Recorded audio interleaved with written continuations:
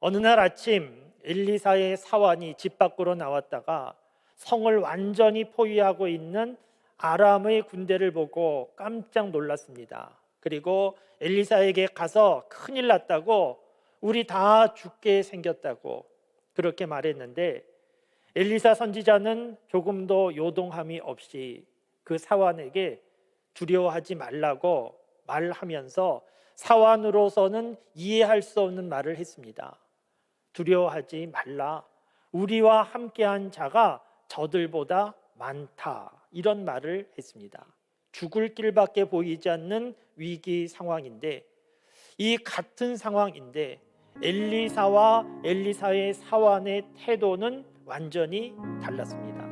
보는 것에 차이가 있었습니다. 보는 것, 이것이 참 중요합니다. 무엇을 보는가 하는 것이 참 중요합니다. 우리가 살고 있는 세상의 사람들 가운데 압도적으로 많은 사람들은 엘리사의 사환처럼 반응합니다. 문제를 만나면 걱정하고 두려워하는 것이 사람들의 모습입니다. 믿음의 사람이라고 하면 믿음의 사람은 어떻게 반응해야 합니까? 엘리사처럼 반응해야 됩니까? 엘리사의 사환처럼 반응해야 합니까? 믿음의 사람이라고 하면 엘리사처럼 반응해야 합니다. 왜냐하면 하나님을 믿는 사람들이기 때문입니다. 저와 여러분 믿음의 사람이지만 엘리사 사환처럼 반응하기 쉽습니다.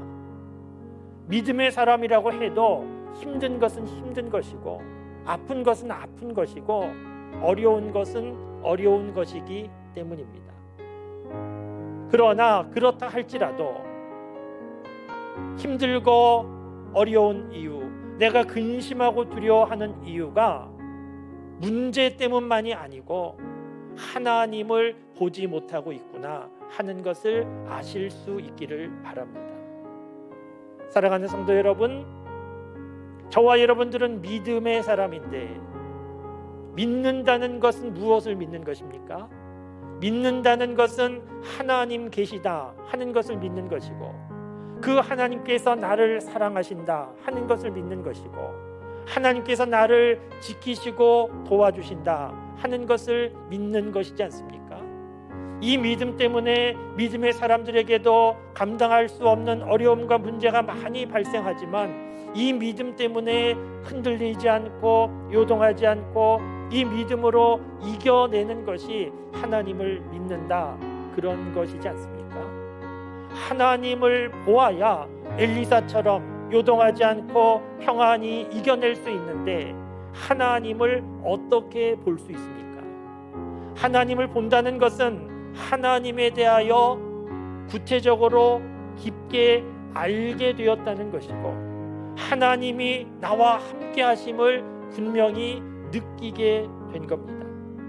우리가 아는 대로 욥의 인생 중에 많은 고난이 있었는데, 그 고난의 시간을 통과하면서 하나님에 대하여 더 깊이 있게 알게 된 겁니다.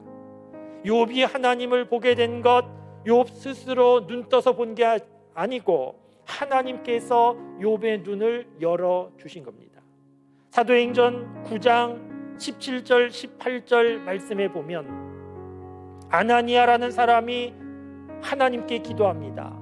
사도 바울의 눈 열어달라고, 보게 해달라고 기도합니다.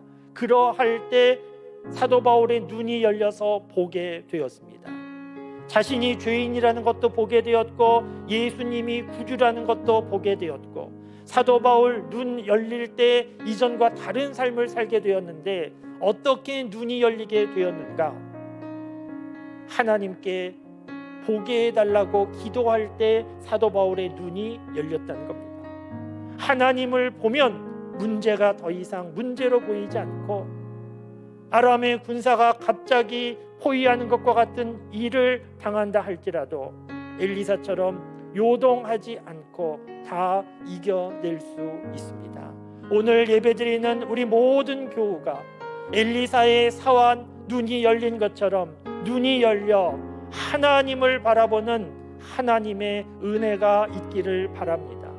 그래서 교회에 올 때는 포위된 것과 같은 상황 가운데 답답한 마음에 어찌할 줄 몰라서 걱정 근심으로 와도 하나님 앞에 예배드리면서 하나님을 보는 눈이 열려 돌아갈 때는 평안하게 요동하지 않고 소망 가운데 돌아갈 수 있기를 바랍니다.